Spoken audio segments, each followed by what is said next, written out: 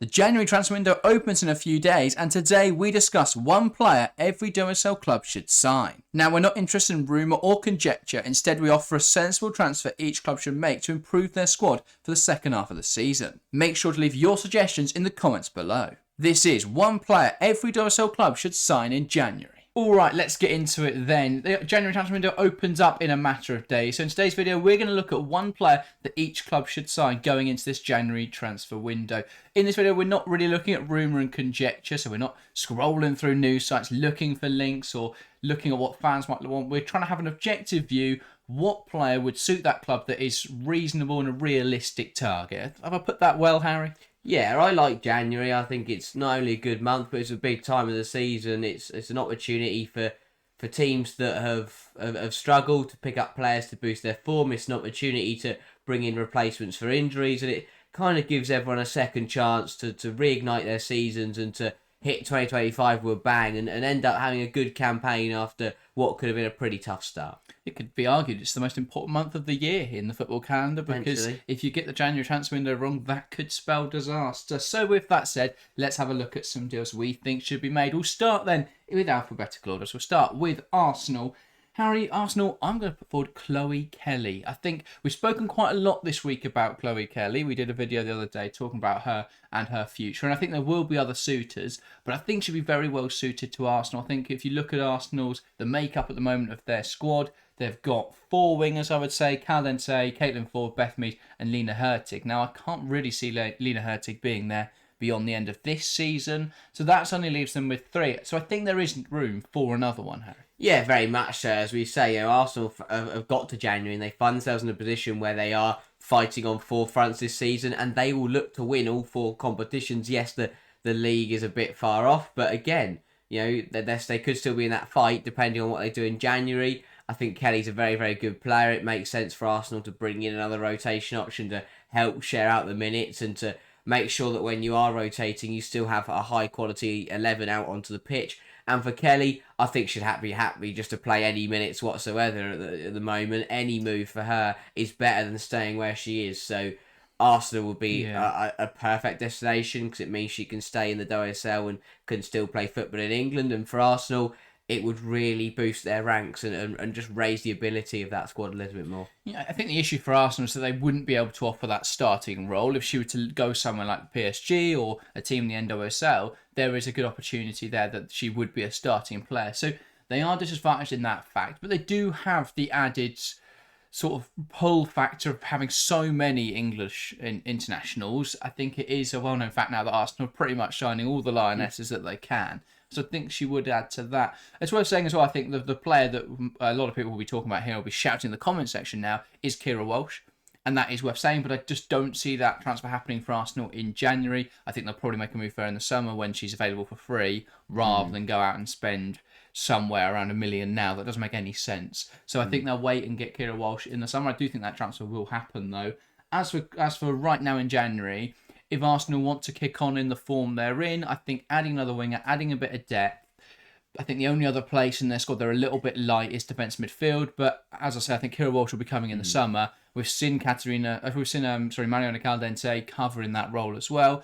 Obviously, Katarina Kuhl, she could play there as well. She's not really played many minutes this season. She may well depart in January, but they have good options in their Arsenal. I think in wide areas, they're a little bit lighter. It's also worth saying that they have got young players coming through, and so that's something to bear in mind. But equally, Freya Godfrey and Vivian Leah both prefer the left-hand side, whereas Kelly is slightly more favoured to the right-hand side, but is very versatile to be able to play on both flanks. So, yeah, I think for Arsenal, it makes a lot of sense. I think it adds some real quality in there, and I don't really see an issue with it. Yeah, I mean, they could wait till the summer, but that wouldn't help them this season. Then it'd be a bit of a pointless transfer. The whole reason they would need her is to help rotate across the competition. So, yeah, you have to pay a bit of money for a player that you could get for free later on, but City can't charge too much because I think they'd take whatever they can get for her right now.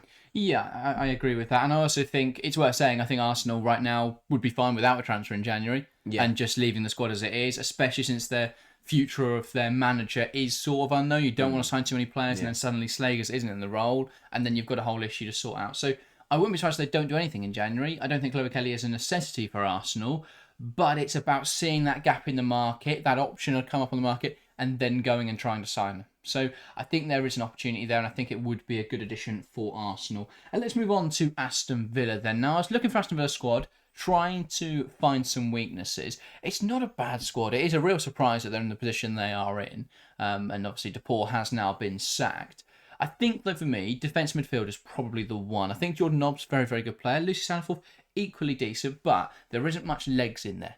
There's not a lot of agility. They are both older players. They're both now into, I think they're both 32 years old. So I think adding another younger defence midfielder in there into the mix could be very helpful. So that's why I've gone for Alex Chidiac of Melbourne Victory. She's a 26-year-old Australian currently playing in the A-League, or the Women's A-League, out in Australia. And I think she'd add some real quality. Her passing numbers, her in-possession numbers look very similar to Jordan Nobbs. So I think if you're looking for that long-term Nobbs replacement, because unfortunately Jordan Nobbs will have to retire at some point. So I think it's worth future-proofing, and they can use this January transfer window to add a player who can offer them something in the next 6 months, but also offer them something for a long period. I think that it's worth... Villa are definitely building towards something. If you look at their business over the summer, they signed players like Missy Kearns, who is only 23, I believe. They've got Chastity Grant, who's a young player, Paola Thomas, who I think is around 25. So there's definitely a push towards younger players, building to the future. Obviously, they've got players like Ebony Salmon as well, who's been really good, and obviously he's only 20. So I think adding some younger players to try and... Because the problem for Aston Villa is that a lot of their squad is very old. Well, not very, that's insulting, but it's definitely an ageing squad, isn't it? Yeah, it's... Villa are in a weird position at the moment. Obviously, again, managerless, and it is, as you say, it's a very experienced squad, but it's a squad that in a few years will probably lose half of its players. And that obviously, you can view that as a good thing. It's good, especially the situation they're in now. It's good to have some experienced head to know what it takes to stay in the league, and have been in the league for nearly a decade, some of those players. But sometimes you do need fresher faces. You do need a bit of youth in there to not only give competition to the experience, but to also learn off the experience. And if you give players to have a couple years learning under the experienced players, and the experienced players leaves, and suddenly those younger players are ready to come in and do a really good job, and a bit of energy in there probably wouldn't hurt Aston Villa too much. Yeah, I think that's true. And as I say, with Alex Chidiac, she fits that role where I think learning, despite being slightly older, she's not exactly a young player, but she's a player that's sort of approaching her prime now. I think learning under Jordan Nobbs in that period could be really crucial. And obviously that longevity is going to be a huge aspect. The fact that she could give them another 6 years in theory, and then would only be as old as Nobbs is now. There is also that resale factor. They could earn a bit of money on her. So I think it's a really smart signing, Alex Chidiac from Melbourne Victory. And let's move on then to the shock team of the WSL this season, Brighton. It's very difficult, therefore, to pick out anyone because Brighton have been absolutely fantastic. I think, though, trying to hone in on what they're doing with their business is looking at free transfers, trying to sign some experienced players. We saw them do it with Frank Kirby. That was really smart. And they're taking players from big clubs. You've got, then signed Nikita Paris, obviously Helena Kankovic as well, Mario Flores-Dottir the season before. So that's definitely what they're targeting to do. The one club they haven't targeted yet, or one of the clubs they haven't targeted yet, is Arsenal. And I think they could do that this summer, because I don't think they'll do anything in January, but I think they will look at a pre-contract deal for Leia Valti of Arsenal. I think with Palova coming back from her ACL injury at the end of the season, with Kira Walsh potentially joining the club in the summer, and obviously with Kyra Cooney-Cross coming through, I think it's really difficult to see where the minutes are for Leia Valti in this side. Yeah, it's... Brighton have done really well this season, and the way to the way to build on a successful season where you put yourself back at the top and you're fighting with the bigger names is you have to make those statement signings. You have to make those signings where people kind of are slightly surprised you got them, and they did that. And no one really saw Brighton going out and getting Frank Kirby or Nikita Paris, two players that were still playing pretty decently for Chelsea and Man United. And Brighton did very well to pick up those players, and I think that again, if they could do that with a Valti, in the summer or now or in the summer, then it would be another big signing and a really good boost to a side that just needs a little bit of solidity at times. Yes, they've played some brilliant football, but there have been moments this season where they've looked an absolute mess, have looked so unorganised and been completely torn apart by certain teams. Someone like Valti, a player like her, just brings you a little bit of control, brings you a little bit of organisation in that midfield, and overall, when you're playing, you're out the back, you have a little bit more confidence in there, and a little bit more calmness, and I think it'd be a really good signing for Brighton just to really raise their ceiling once again, like they did in the summer. They've got to build on last summer. They've got to build on this season. Valti would be another step towards doing that. Yeah, I would have some doubts about her legs in this side because Brighton's system is very fluid. There's a lot of positional rotations. However, we're seeing Vicky Losada, who is over the hill of 30 now, being able to play in this team fine. So I think Leia Valti would fit. It's also worth saying that, if it's they could use Valti in a slightly different tactic that makes them slightly more defensive. So when they're playing against a Chelsea, for example, they set up a little bit more compactly and make themselves a difficult team to break down. Now, they may not, because the way Brighton have been playing against big sides this season, by being on the front foot, by being aggressive, has paid dividends. They almost got a result against Manchester City. They probably would have got a result against Chelsea if they didn't keep passing it to the opposition on the edge of the box. And they did get a point against Manchester United. So obviously they got tanked by Arsenal, it's worth saying. But I think you can see from that Brighton are set up well against big clubs. But yeah, I think Leopardi would add some experience, some know-how, and if they are looking to try and navigate European football potentially, I think Leopardi could definitely help with that. And let's move on to our next club then. It is, of course, the champions Chelsea, the league leaders at the moment. It's a bit of how do you improve on perfection with Chelsea, isn't it, when you consider transfers? But I think there is an area of the squad they are a little bit light in, and that is centre-back. Now, who is the best centre-back option? Who is young, athletic, fits what they need? It's, of course, Naomi Girma. And I think Naomi Girma would be a fantastic addition to this Chelsea team with Khadija Buchanan currently out with an ACL injury. She's going to miss the rest of this season. It leaves Chelsea fairly light with only Millie Bright, Natalie Bjorn and Maëlys Mpome. And while I think Mpome's ceiling is very high, she's not ready yet for a lot of WSL minutes, is she? Yeah, no, it's. I mean, even on Mpome, Chelsea, Mpome had her own injury troubles, but she will be back going after the winter break. But yeah, Chelsea, you can't survive. You cannot fight on four fronts with only three fit first team centre halves. That is impossible. Chelsea will not win all four competitions if they don't bring in another centre half. And let's be honest, unless Aniek Nguyen makes a sudden recovery. What has happened to her? I don't think she keeps getting injured.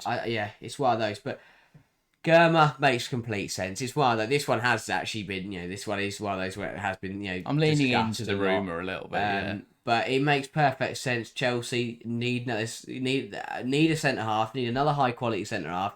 You've got Millie Bright who's starting to reach the end of her career and the last couple seasons of her Chelsea life. And I can't say that I'm about to cry, Harry. I know. Come on. It's true.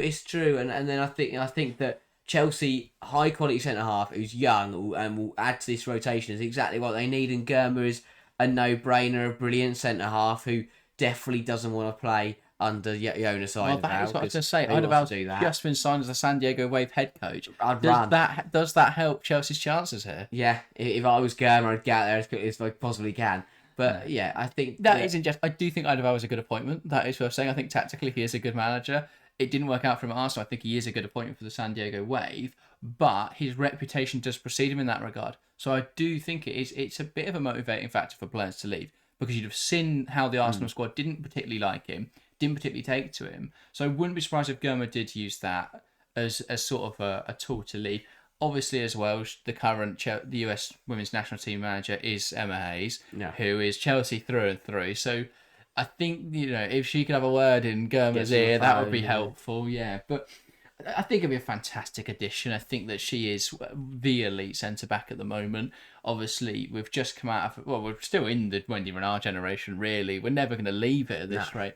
But we are moving into that next generation now. And Girma is quickly establishing herself as the top centre-back of that. Yeah. And I think if Chelsea want to make a statement, they want to show that they are going to compete for the Champions League this season, I think Naomi Girma goes a long way to prove that. Yeah, for me, Girma can be the difference between winning the Champions League and falling at the final hurdle. And she is that kind of player. She's that kind of centre half. If Chelsea turn up to the Champions League final with a tired Natalie Bjorn and a tired Millie Bright because they're the only two centre halves that can actually play any football, at Chelsea Football Club.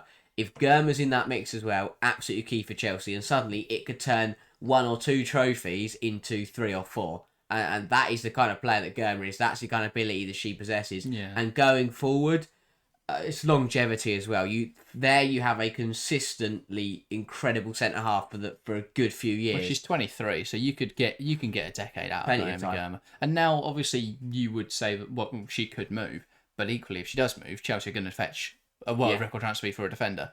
And so I think while this would probably break the world transfer record, it'll probably hit £1 million. I wouldn't be surprised if Chelsea were willing to pay that, because I think it would be a genuinely fantastic sign. Yeah, I think it's worth it. Yeah, it is the best centre back in the world in Naomi Girma. She's fantastic. We saw her at the Olympics. Would be a great addition. And let's move on then to Crystal Palace, then, the side who are currently bottom of the league. Whether or not they deserve that can be argued. And I was looking at this Palace one and I thought they could do with a striker, but the market's not massive for strikers. And they do have a few, it's just that they're not scoring. But you've got to feel eventually that either Poppy Pritchard or Katie Stengel, someone like that, is going to step up into that role. So going to wait for that to happen. Obviously, they've got Hughes as well, who's just been injured for the whole first half of the season, who will hopefully be back at some point in the second half of the campaign. That can make the difference. So let's look instead at other positions. And I thought they need a bit of organisation. They need a leader. And so in midfield, I'm going to suggest Hayley Ladd. Now, obviously, she plays for Manchester United, or well, plays is putting it nicely, because she's got 11 WSL minutes this season. And I think that's exactly what will push her away. She's clearly not in the plans of Mark Skinner, and I think United may look elsewhere in mid and midfield. And I think with the Euros coming up this summer, Wales obviously playing at it, Ladd will be desperate to get some minutes under her belt before the tournament. I think this makes a lot of sense. I think she'll add experience, she'll add organisation to this Crystal Palace side. I think for Manchester United, they get a player off their books who they're not using at the moment, and for Hayley Ladd, she gets minutes. I think it fits everyone. Yeah, very much so. You know, Crystal Palace have shown this season that they are a tricky side, and that on their day, they can play some really nice football. But their problem is that as soon as they concede, everything just falls apart, and that is where you can see the lack of organisation, the lack of experience, the lack of clear heads. It becomes an absolute mess. You look at the Chelsea game; they were down at half time by 1 goal, and then the second half just fell apart. And there was no one on that pitch who managed to steer the ship in the right direction and just stop the goals flying in. The West Ham game, they led 2-0 and threw away a 2-0 lead and lost the game. That is where there's a clear lack of experience, lack of organisation, lack of discipline. And Hayley Ladd has all those characteristics in an absolute abundance. And if she can bring that to this Palace side, it will massively help them. And I think she'd be very happy to, take on the challenge of joining this Palace side and helping them get out of the league. And it is a little bit of a risk for Ladd, because she's in a very comfortable position at Man United, equally, I don't think she's not playing. She's got to think about the Euros. She has, but I think she's going to be there nonetheless, because she's a key, part of that Wales team, and I do think there is a big risk, because obviously if Palace do go down, then it does put her career in a little bit of jeopardy, because then suddenly she's playing the Championship, and things get a little bit rough. To be fair, though, Hayley Ladd is 32 now, so she could just there's not a whole lot of career left for her. This would be that one last chance, and even if they do go down, there's no reason why they couldn't come up again. So I think that could be a motivating factor. Phenomenal in the Championship, but again, it's a tight. Palace have to be smart about their business, and for me, I think they've got some nice flashy players. They've got some good young players, and that clearly they've got a little bit of some decent ability in there. The thing they lack is some older, experienced heads that can help to guide this team and just help them to put it plainly, help them pick up more points. It's as simple as that. For me, a bit more experience in the West Ham game, and they at least get a draw. And it's games like that where suddenly a couple more points, they're further up the table and they stay in the WSL. Yeah, indeed. I think that's a very good analysis. And let's move on then to Everton. Now, Everton need goals, really. They just need goals and loads of them. However, Brian Sorensen's beaten us to it, hasn't he, Harry? He has, and fair enough to him. He's made a very good deal. He's bought a striker, and I have to give credit to Everton for doing this. Is that and Sorensen and the Everton recruitment stuff, they've got onto it. They've got into the winter break before the window's even opened, and they've gone out and they've bought a striker. Yeah, and to be fair, I think Ellie Gargo looks like a really nice addition coming in from FC Nantes in France. I think it's going to be a really nice signing. She's 5'10", 150 pounds. She looks like she's going to be able to throw her weight around, and that's what Everton need from a striker. They need someone who can be big and physical, and then try and work with Tony Payne and some of the faster players that can then get in behind. I think that will be really interesting to see what they do with her. But she looks a really good player. She's also fairly decent. I think she scored 2 goals this season in the Division 1 Feminine, and aren't one of the stronger sides in the league, so that's not a bad return, I think, for Everton. Having a striker who is able to be physical, who I think will be a better option than Katja Snoyce, who hasn't been very good this season, or Emma Bissell, who also hasn't been very good this season, or Melissa Lawley, who hasn't really played, but also hasn't been very good this season. They just need a new face in there, someone who will add a bit of quality, and I think Kaylee Gargo will do that. So that's ruined our video plan, no striker for Everton, but we will come with a new suggestion, and this one again is based on a little bit of rumour and conjecture. There's Katarina Kuhl. Joining from Arsenal, Katarina Kuhl, it makes sense. She was on loan here last season, plays defensive midfield. I think Everton could do with another midfielder in there to add a bit of competition and add a bit of quality. I think Kuhl is a fantastic player, very good playmaker. I think it just adds a bit that Everton are missing. And obviously she's got experience playing for the side before. So or you can say with a bit of more certainty that will be a good fit. Yeah, understands the system, knows the players, knows the manager, and clearly, did pretty well in that atmosphere. And that's exactly, that's one of the hardest things as a new signing when you come into a new club to adjust to the club. But Kuhl will find that easy because she's already been here. And just would add another option in there to rotate in that defensive midfield. So when things are going wrong this season, rather than just having to stick with the same thing and hope it finally works, Sorensen could make some adjustments in there. But Everton, slightly different profile to what they've got as well in their squad. So I think it works quite. They've done pretty well, to be fair. They've had some cracking results. They've sorted out, and it's a hard one because they've sorted out their main problem, which was the lack of goals, and they've gone and bought who looks to be a pretty decent striker. Bringing in Kuhl, it would just help bolster the ranks. And again, with Gargo and with if they were to go get Kuhl as well, suddenly I look at this Everton side and I'm starting to think, okay, they're going to be pretty comfortable this season. They could avoid that relegation. Well, they're in a good position now, obviously, after that win against Manchester City. So I think, you had Kuhl, you had Gargo, they score a couple more goals, they remain as defensively solid as they have been in recent weeks. I think they're in an absolutely fantastic position. Yeah. And let's move on then to Leicester. On the brink of the relegation zone at the moment, Leicester, but you can say they have been somewhat unfortunate with the injuries they've sustained. Yuta Rantala out for until about February time, we expect. You've got Nomi Mouchon is out for the season. They're both 2 huge injuries, and that has impacted their season massively. They've got to react to that, and they have to go and sign a striker because their attackers at the moment just aren't covering it. I've not seen enough from Mamiki. There was a goal the other week for Missy Goodwin, I think, scored off the bench. That was really nice to see, and I think they have got some decent attackers, but they need someone who's going to be a bit more prolific and a bit more quality, and I think they need to take a punt on a championship player. So I'm going to go for Bristol City's Theon Morgan, another player who will be at the Euros we expect this summer with Wales. Injury obviously not occurring, should be in that squad. So I think a player that can add a lot of quality to this Leicester side. They just need a striker who can score goals, and Theon Morgan can score goals. We very much know that. She's notched up, I believe, 3 or 4 goals in the Championship this season. I think she can make the step up to the WSL and add a few goals to this Leicester side. They don't need... The problem is for Leicester is they can't really go and sign a permanent striker, someone who's going to be there for the long term, because at the end of the season, Nomi Mouchon will be back. For the next season, Nomi Mouchon will be back. And so they've got to get someone who will be sort of happy being a more rotational option once Mouchon is back. I did, look at some loan options, but there aren't really many great strikers available on loan. With Pritchard already out on loan at Crystal Palace and Agyemang already out on loan at Brighton, neither of whom have played a whole host of minutes. Agyemang certainly played a lot more than Pritchard, though. I don't think there's many great options. So Theon Morgan coming up from the Championship, I think she can make the step up. I did look at some other Championship options, but a lot of them are either at clubs that are probably going to be, in the conversation to come up, in which case, what's the point in moving? Or have only just joined their current club. So there's not really that desire to leave just yet. But I think Theon Morgan, she's been at Bristol City a couple of seasons. I think she's ready for that step up. Yeah, very much so. I think Morgan would come in as a placeholder, as you say, and for her, it's an opportunity. If she comes in for 6 months, she fills that space that Mouchon's left and scores a few goals and looks really sharp, then suddenly, Amadee Mikel has got a really tough scenario on her hands. But for Morgan, if it doesn't work out, it doesn't work out. And they'll move on from that. Leicester will bring Mouchon back in and it won't matter. But if she comes in, plays really well, takes her opportunities, and can help keep Leicester in the WSL, suddenly it'll be a huge moment for her career and solidify her in the top division.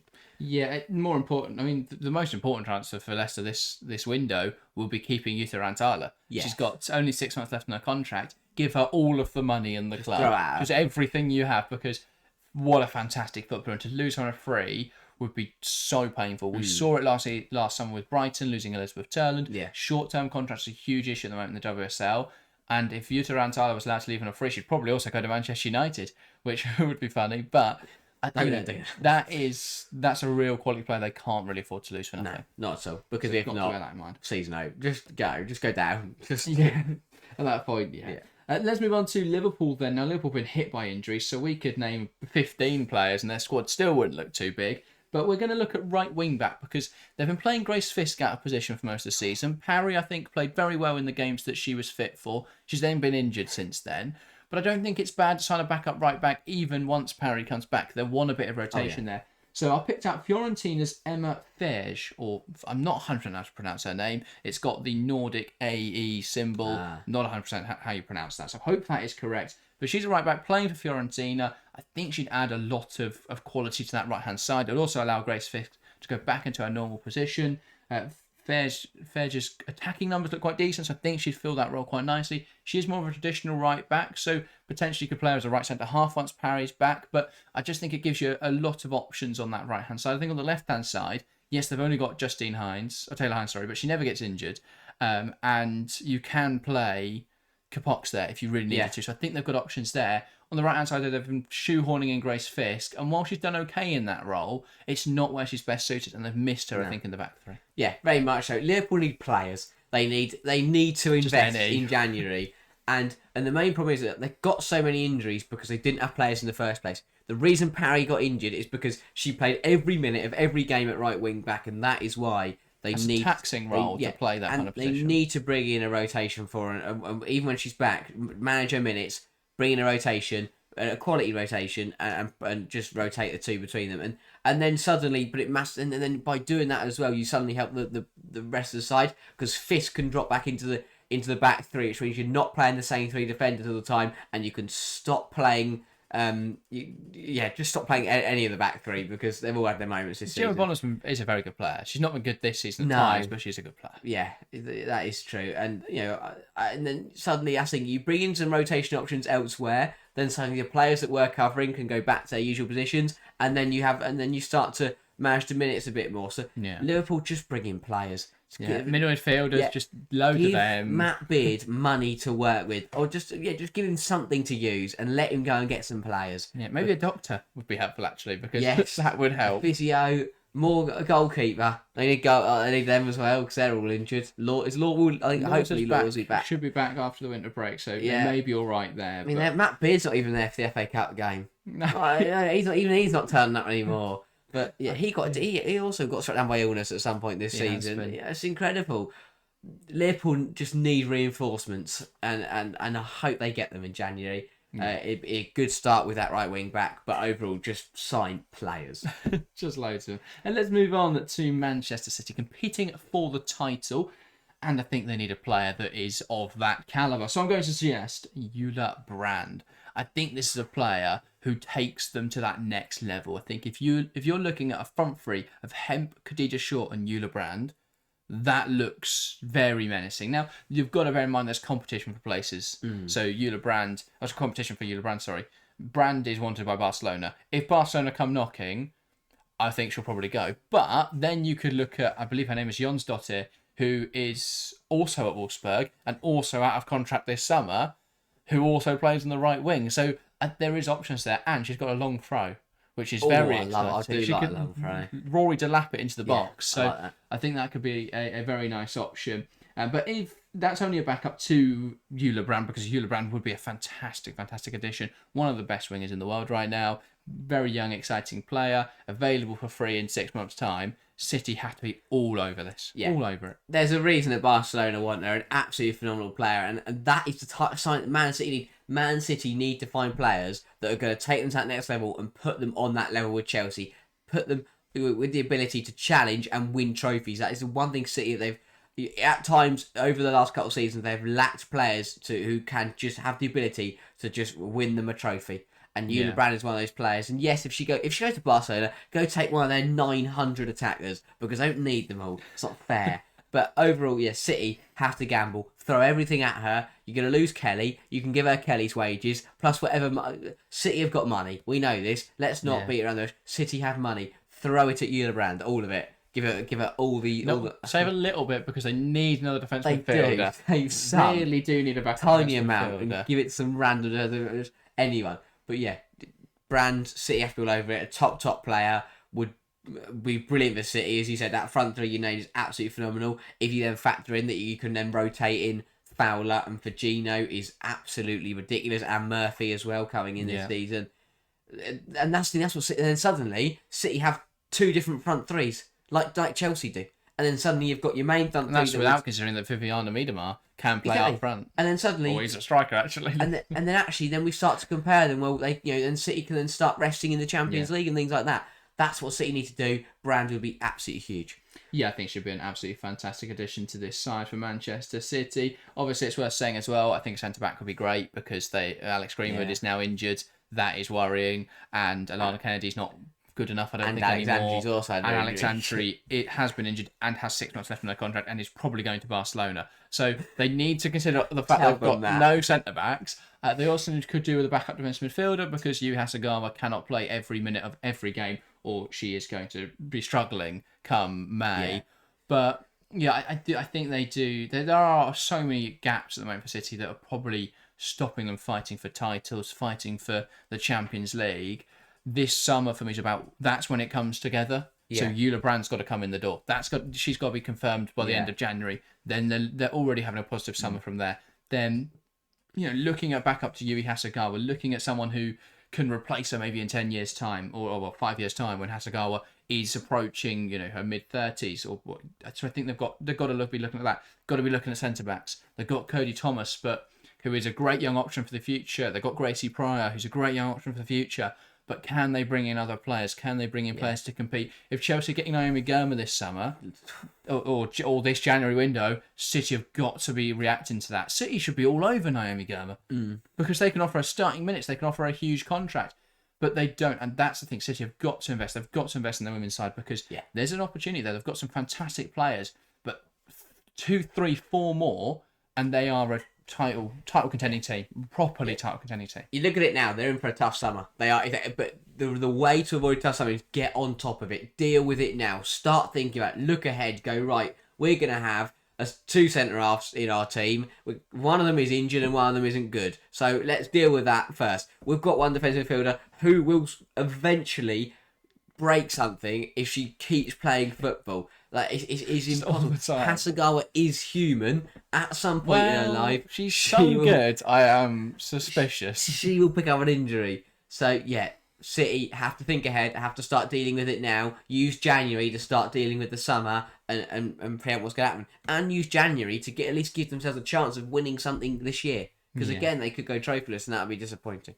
All right, let's go to the other side of Manchester then, because Man United are actually in a really good position right now, which is not something we usually say. But with Arsenal not really knowing what they're doing with their manager, with City having a bit of an injury crisis at the moment and a bit of a drop in form, that second position's suddenly looking a little more open than it did before. So what Manchester United have got to do is think, where can they improve in their squad immediately, right now, that takes them up a notch? And I think for them to do that, they need to be looking at defensive midfield, and I'm suggesting Teresa Abelera.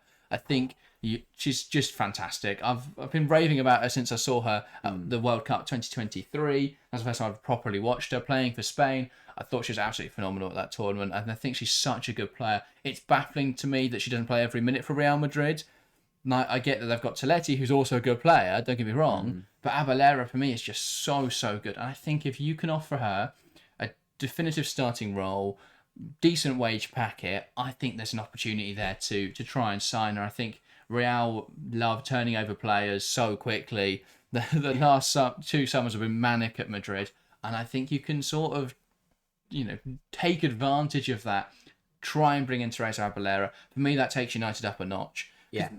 People have said, they could do with Chloe Kelly. I don't think that their attack needs anything right now. No. Just they need to play everyone in their right positions, Yeah. and then it will click. I think their attack's actually quite strong.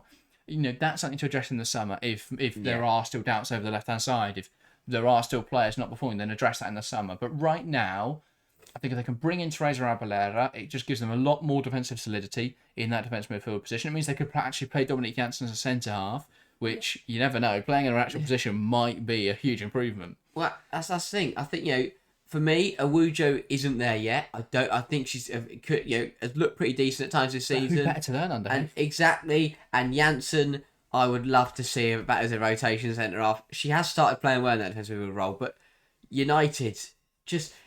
They've done really well by playing everyone out of position.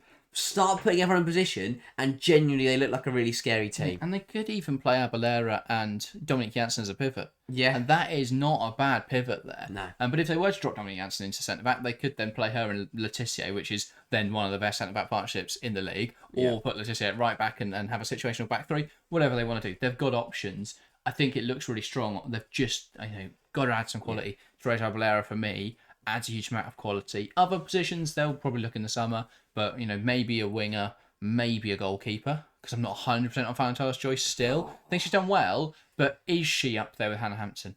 Is she up there with Van Domselaar? We've seen her play very well for 6 months, but will that form continue? That'll be the question. Either way, they don't really have many goalkeepers right now, so they could probably do with a backup at the very least. So yeah, there are options, but I think Teresa Abelera, for me, would just take United up a notch. Yeah. Tottenham have been really bad defensively. So a centre-back for me is exactly what they need to go and get. So I'm suggesting Natasha Pryor from the Newcastle Jets, another A-League signing. And there are always risks because I think the WSL is a big step up. But I think they have to add a centre-back this summer. They do. There'll be some frustration and some concern because they went and got Claire Hunt in the summer and that's not gone very well, has it? Let's be honest. She's been too error prone, but equally it is quite difficult when Ash Neville keeps giving away penalties. And this is my problem with this is my problem with Tottenham is that and this is kind of related to transfers, kind of is that they're hard to judge because they are 7th in the league. Like they have been abhorrent defensively. 6th, aren't they? They're 6th. It's incredible. They've been so bad defensively. I think that Spencer hasn't had a brilliant season. Ash Neville has been horrendous. Hunt has really struggled to make a lot of errors. 6th in the league. 6th in the league. They've been all over the place at the back. They've had a couple of injuries. I think you're right. A centre half is exactly what they need to bring in. I think it's just more bringing in rotation. That threat of rotation. That if they don't start to perform, that they will have to start dropping players. Well, I quite like what they did against Brighton. Drew Spence played well at right back. I think that could be something to look at. I think you'd be fine with a pivot of Artinen and Summonen potentially. So I think that could work. But actually, I don't know if Drew Spence did play right back. I think that might just be football having a mare because Neville played in midfield. I don't think that happened. No. But Brasso and Naz have done fine. So I don't think you need wingers. No. Stop playing Marta Thomas on the wing. New goalkeeper. Stop playing Beth England on the wing. Just put them through the middle because they're strikers. I also forgot when I mentioned Spencer being bad there. I forgot they brought in the other goalkeeper. Heaps has been playing recently. Done really well. Got like 13 saves on her debut. It's absolutely incredible. So hats off to Eleanor Heaps. Really good. Yeah. That's helped them defensively. They look a bit better with a goalkeeper that can save things. And credit to her because she's come in and done really, really well. But they are unbeaten in 4 games, so they have been better. But I think a centre back would just help them improve. Yeah, I don't know what's going on there. It felt like they were really bad, got away with it. They realised, we're 6th, and then suddenly it was like happy days, and they started winning games, and now they're still 6th. No idea how they've managed that. But that is our suggestion then, Natasha Pryor in that position. And let's go to West Ham then. West Ham's a really difficult one because you look across their squad and it's a mix of players who either just joined or are good. And so it's a bit difficult because you can't go, well, let's just replace that player that only joined 6 months ago because then you're going to create a bit of an issue because they're difficult to move on. They've only just signed. They may not want to relocate and stuff like that. So it becomes really difficult to move players like that on. But a lot of their issues this season have been from players they signed in the summer, which isn't fantastic recruitment. But equally, I don't think it's been a particularly bad season for West Ham so far. I think they have had some good moments. I just think another attacker with a lot of quality could bring them huge results. Yeah, definitely. I mean, that's the thing. Pavi is on a goal and an assist. You guys quite good, but up until the last 2 game weeks before the winter break, she'd done nothing. Well, yeah. And it's like, well, that's not really worked out. But maybe she could continue her form once we come back in January. But I think they've got to be pretty fortunate. They should have never won the Crystal Palace game. Suddenly, that if they lose that, they're 3 points behind Palace and they're in a really poor position. But they need to they just need to reinforce a little bit to back. I think in the attacking department, Pavi hasn't delivered enough. Ueki's decent, but for me, isn't a high volume scorer. Same with Asayi. They've got 3 or 4 players in that team that pop up with a couple goals here and there. I think Asayi can be. She just needs more chance creation. They need more play. Potentially, maybe that's why they only put up with a couple of goals between them, because no one's creating anything apart from Katrina Gorey, who keeps just scoring herself. Yeah, maybe just let Katrina Gorey play up front, but then they need her defensively, so they need to play deeper. But West Ham, they have loads of footballers, but they don't have many attackers. So I'm going to suggest someone who's a little bit out of favour at Arsenal, Lena Hurtig. I think there's an opportunity there that West Ham could look at, especially if Arsenal are to make a move on Chloe Kelly this January window.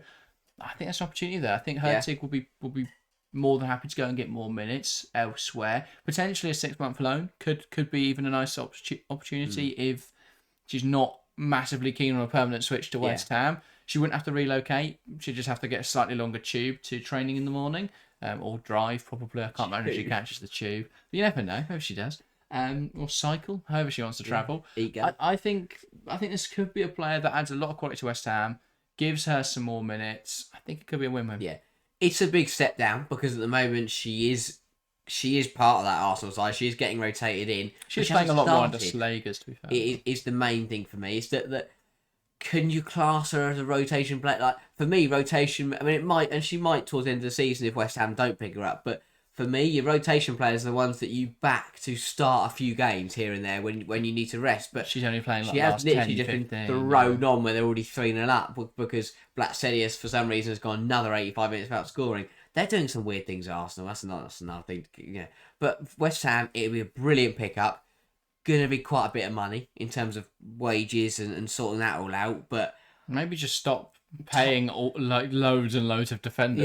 Yeah, there's loads. They have lots of defenders and lots of midfielders. And they've stopped paying a 5-back, so they don't need 7 centre halves. Exactly. And so I do think that it's a type of sign that could take them from near the bottom to mid-table, top half. Yeah, and I think if Everton are there, West Ham can be there as well. If that's the thing. There's opportunities this season. And Tottenham have got to drop off at some point because they're not playing well. Unless they sign Natasha Pariah. Indeed, in which case they may be all right. But that is, I think, everything for this video. I'm sure you guys have a lot of thoughts on it. So get involved in the comments below. Give us your thoughts. Give us who you want your club to sign. And if you agree with us, then let us know. If you massively disagree, let us know, but please put it kindly. That is everything from us today. We will be back with a lot of videos, actually. Go and check out from Friday our mid-season ratings, because we ranked every team, gave them a grade, and that'll be on the screen in a moment. And also look out, because tomorrow we begin our series doing a mid-season review for every WSL club. So look out for that coming out for the next 2 weeks. We'll be reviewing every club right up until we get to the FA Cup fixtures. Then we're right back into the swing of the season. So exciting times ahead. But that is everything from us today. Thank you guys very, very much for watching. Go check out the video, and we will see you next time. See ya.